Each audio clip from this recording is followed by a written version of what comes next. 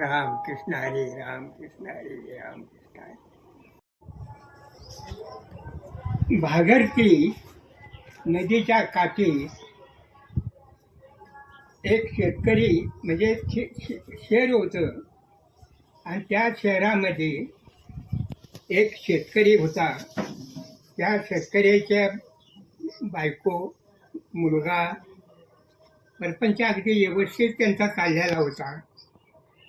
मळी काठेला 2 एकर रान होतं आणि त्या 2 एकरात रोज सकाळपारी जायचा. बारीक गव्हात सुद्धा ठेवणार नाही, उपडणार. आणि पुन्हा 8-8:30 वाजले की आंघोळी करून घराकडे येणार. पहिलं त्याला जेवण 9 वाजता पाहिजे. जेवण करून असं त्याचे नेहमी चाललेलं होतं. निरोप आला, पाऊस झाला. आता म्हटला पेरायला काय हरकत नाही. मग त्यानं पुढे सांगून पेरून घेतलं, गाठ पातळ केला. पुन्हा 9 इंचाच्या पुढं मोड ठेवणार आणि ते शाळू टपुऱ्यापेक्षा उंच गेला आणि पायाच्या अंगठ्यासारखं एक ताट. त्याला कुठरी पडलं आणि त्यातून रोज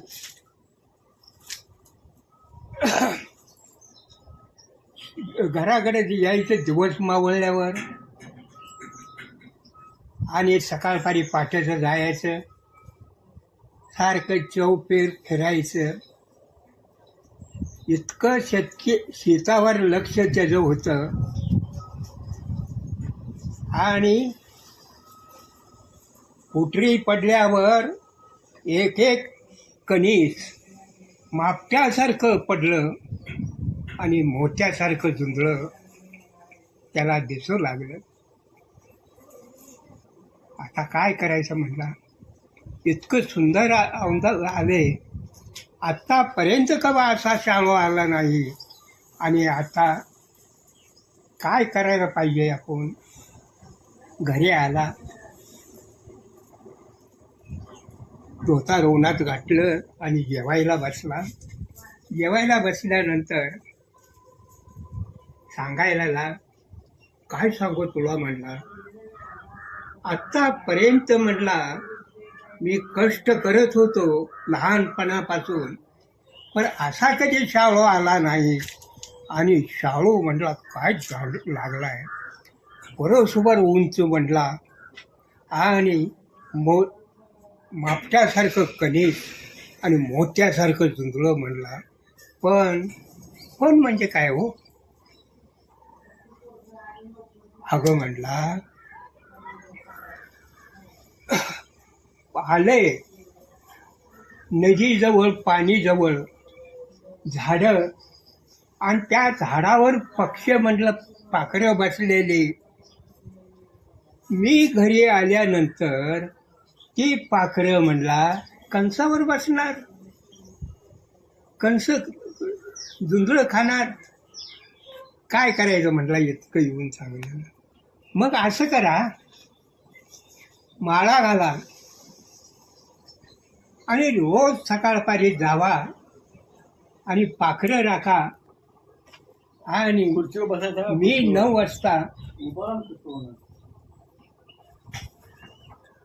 9 वाजता जेवण घेऊन येते म्हणल्यावर काय हरकत नाही, मला एवढंच पाहिजे होतं म्हणलं. कुऱ्हाड घेतली, 4 मेढी काढल्या,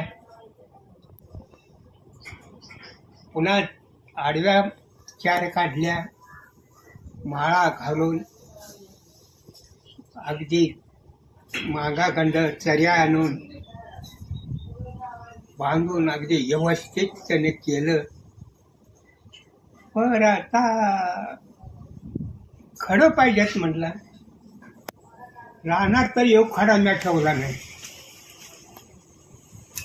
नदीत तर पाणी भरलेलं म्हटलं वाळूचं खडक देता येणार नाही.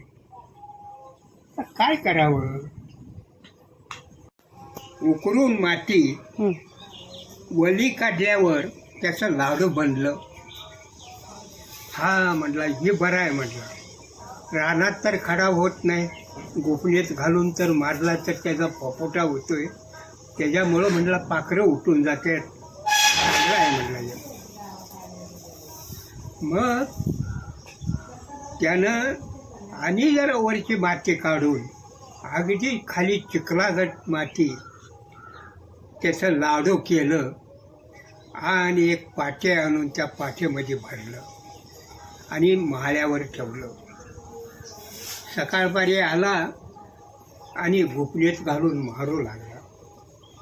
असं करत करत 8-10 दिवस गेलं आणि का खात डबरं गेल्यावर आता म्हटला ह्या डबऱ्यातली माती काही काढायला येत नाही. आजच्या दिवस काढायची आणि उद्याला म्हटलं दुसरं डबलं पाडायचं. असं वाकून पालता पडून त्यातली माती काढताना त्याच्या हाताला गोड लागलं. आईला म्हटलं काय आहे बघावं. मग त्यानं आणि पुन्हा कडेची माती काढून हे केलं तर गाडगं होतं. गाडगं आणि ती गाडगं वर त्याच्या झाकल्यानं झाकान होतं वर काढून ठेवलं. आता काय बघावं म्हणून त्यानं झाकणी काढली. सगळं खड्यानं भरलेलं होतं आणि बरं झालं म्हटलं गोपनी म्हणजे लाडू करायला वाचलं. आणि हीच माळ्यावर ठेवायचं पाखरं राखायची. पाठच उठला. पुन्हा नंतर माळ्यावर चढला आणि पाखरं राखू लागला. असं करत करत 9 वाजेपर्यंत त्यातलं खडं संपलं. योग खडा राहिला. तवर बायको मूल पोरग चालत संघ आलेला आहे आईबरोबर. खेळा बघितल्यावर बायकोला त्यानं आले उतरला. हातपाय धुतलं, चूळ भरली आणि जेवायला बसला. पोरग बाबा म्हटलं मी माळ्यावर चढतो. चढ. माळ्यावर गेला. अरे गाडग्यात काय बघावं म्हणून त्यानं गाडगं बघितलं तर त्यात एक खडा होता. ती पोरग खडा घेऊन खेळायला लागलं. असं खेळत खेळत 4 वाजले. मग मंडळीनं भांडी गोळा केली, पाटीत भरली. आता म्हणली मी जाते आणि तुम्ही या मागलं दिवस मावळल्यावर. बरं म्हटलं जावा. चल पोरा म्हटल्यावरच्या पोराला घेऊन निघालेले आहे. आणि त्याच्या घरी जायला सोन्याच्या पेटला म्हणजे वाट होती. आणि त्या पेटनं असं चाललेले असताना सराफ काठ्याचा गाडगेडी दुकानदार त्याचा पोरगा बाहेर उभा राहिलेला होता. आईला म्हटलं त्या पोराच्या हातात काय आहे. उघडतोय पुन्हा मुठी जातो, उघडतोय पुन्हा मुठी जातो. अहो बाई म्हणता मावशी काय हो तुमच्या पोराच्या हातात अहो खडा आहे. गाडगं खडं होतं आणि त्यात एक खडा घावलं गाडग्यात. ते पोरगं खेळत होतं. तुमच्या काय उपयोगाला येत असला तरी घ्या. नाही म्हटलं थांबा. तोवर वडील आला. आतनं आल्यावर काय रे रासाच्या पोराच्या हातात खडा दिसतोय. अरे अरे वा वा वा. अहो मावशे, त्या खड्याला किती द्यायचं पैसे? अहो काय माझी चेष्टा करता काय म्हणले? हा, जे खडा होता ते पोरगं खेळत होतं म्हणले, तुमच्या उपयोगाला असला तरी घ्या. नाही, किती द्यायचं सांग, किती द्यायचं सांग. अरे म्हणला, ते बाय माणूस काय सांगणार आहे, मालक कुठं आहे ते विचार. मग तुमचं मालक कुठं आहेत? तर रानात आहेत, आल्यावर लावून द्या. बरं म्हणले आणि गेले घरी. घरी गेल्यानंतर दिवस मावळल्यावर आला आणि हातपाय धुवून जेवायला बसला. थांबा म्हणले. ते सराफाटे दुकानदारानं सोन्याच्या थांबवून घेतलं आणि तिथं थांबल्यामुळं टाईम झाला आणि खर्चे म्हणले स्वयंपाक, तवर म्हणले दुकानात त्यात जाऊन यायला बोलवले. बरं म्हणलं. हे आला दुकानाकडं. आल्यावर त्या पोरानं बघितल्यावर या या म्हटला, बसा बसा. अहो ह्या गादीवर बसा, खाली बसू नका. म्हणजे किती त्याची किंमत वाढली बघा. काय गादीवर बसा म्हटलं? नाही नाही म्हणला, मी शेतकरी आहे. काय नको गादीवर, नाही बसा म्हणलं. मग पोरा तिजोरीत म्हटला खडा ठेवलेला आहे ते घेऊन ये. मग खडा घेतला. तो खडा म्हणला पोरगे माझ्या पोराच्या हातात होता म्हटला. मग पोराच्या हातात होता तो खडा आम्ही घेतलेला आहे. काय पाहिजे असलं तर घ्या, तुमच्या उपयोगाला येत असेल तर. अहो काय सांगायचं, गाडगोबर खडं होतं. सगळं म्हणलं गोपनीत घालून मारलं आणि योग खडा राहिला तेवढं पोरगं घेऊन खेळत होतं. मग काय विचारायचं आहे म्हटला, घ्या जवळ. नाही नाही थांब. अरे म्हटला किती पैसे द्यायचं सांग. हा काय म्हटला, माझी चेष्टा करता काय? नको नको नको म्हटलं, घ्या म्हटला तुम्ही. नाही म्हटला. अहो म्हटला गाडगंभर खडं होतं, तुमच्या उपयोगाला येत असेल तर घ्या, नको. अरे थांब. नको नको काय म्हणायला आलायस म्हटला. तासभर झालं. तासभर म्हटला आम्ही दोघंजण तुझी विनंती करतोय. बर मग. अरे ह्या खड्याची किंमत करता येणार नाही. अरे शवारी असं काय आहे? मग असं करा, मी काही सांगणार नाही, तुमचं तुम्हीच म्हटला इच्छा येईल ती मला द्या, मी त्याच्यात समाधान मानतो. आम्ही काय देईल तेवढे घेणार. हो म्हटला, तुम्ही काय दिशेला तेवढं मी घेऊन जाणार आहे म्हटला. बर म्हटलं, असं काय? उद्या सकाळपारी दिवस उगवायला नवरा बायको यायचं, झडपी घेऊन फडकेची, आणि खोल्या उघडतो. 7 खोल्या पैशानं भरलेल्या आहेत. आणि जायचं, गटोळं बांधायचं, आपलं उचलून घ्यायचं, दुसऱ्याकडं उचलून घ्यायचं नाही.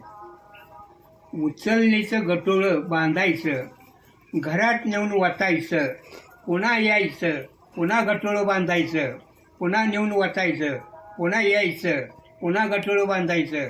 असं करत दिवस मावळेपर्यंत तुम्ही नेचेला तेवढी त्याची किंमत.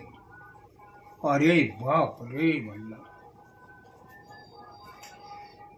आता म्हणला हे पैसे चांदीच राणीच्या आम्ही काही दोघं जण हायगाई करणार आहे का म्हणला. दोघं बी आम्ही ताकदवान.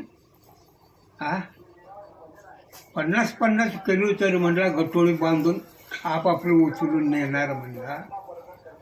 एक खोली म्हटलं संपवून टाकेन म्हटला. एवढी किंमत काय रे देवा. गाडगंभर खडं होतं, सगळं गुपणीत घालून मारलं. एक खडा राहिला, त्या एका खड्याची इतकी किंमत. पण ते गाडगंभर खडं होतं त्याची किती किंमत झाली असती. काय म्हटला, काय भेकडचं डोळा आलं मला म्हटला. घरला आला, बायकोला सगळं सांगायला आला, सगळं कसानक. आणि चल म्हणला. दिवस उगवायला गेले दोघंजण. काकऱ्या धरून हुडकलं, रान हुडकलं, तर एक खडा सुद्धा सापडला नाही. काय करायचं म्हणला. अरे गोपनीतनं मारल्यावर म्हणला मातीत घुसला असेल. उकरून माती त्यांनी मेहनत ही केले गत. काकऱ्या धरून त्यांनी बघितलं तरी सुद्धा एक खडा सुद्धा सापडला नाही. काय हो म्हणला, एका खड्याची इतकी किंमत आणि गाडगंभर खडं होते त्याची किंमत म्हटलं किती झाली असती. असा खडा कुठला आहे. नेतो म्हटलं मी, पण म्हटला काय आहे ते सांगा तर. अरे म्हणला तुझं आयुष्य किती झालं. मी म्हटला 50-60 वर्ष झाले असेल म्हटलं मला. तर 50-60 वर्ष गोपनीतल्या खड्याप्रमाणे म्हटला फुकट गेलं. आलं का लक्षात. फुकट गेलं. तो खडा पुन्हा घावल का. गेलेला आयुष्य आपल्याला घावल का नाही. तर यो खडा जो राहिलेला आहे तेवढं आपलं आयुष्य राहिलेलं आहे एका खड्यावर. आता तासानं जातोय का उद्या जातोय हे काय मला सांगता येईल का नाही. तर त्याची किंमत एक खड्या एवढी राहिलेले. तवर हात धुवून घे, दान धर्म कर, देवधर्म कर, काहीतरी पुण्यही कर. ही फुकट गेलं म्हणला तुम्ही काय केलं नाही. रान आणि घर, रान आणि घर, त्या रानाशिवाय दुसरं काय नाही. कधी 4 माणसात कधी जाऊन बसायचं नाही. वाया जातोय दिवस. रानातच येऊन बसायचं झाडाखाली. तर काहीतरी मिळव म्हणल्यावर मग त्याचं डोळं उघडलं आणि पुन्हा घरी येऊन बायकोला सांगितलं कुठलाही भिकारी आला तर त्याला परत घालवायचं नाही. कोण बी असू दे त्याला दान करायचंच. पुन्हा तीर्थ यात्रा करू लागला. पोरगा मोठा झाला, लग्न झालं, सगळं व्यवस्थित परपंच चालला.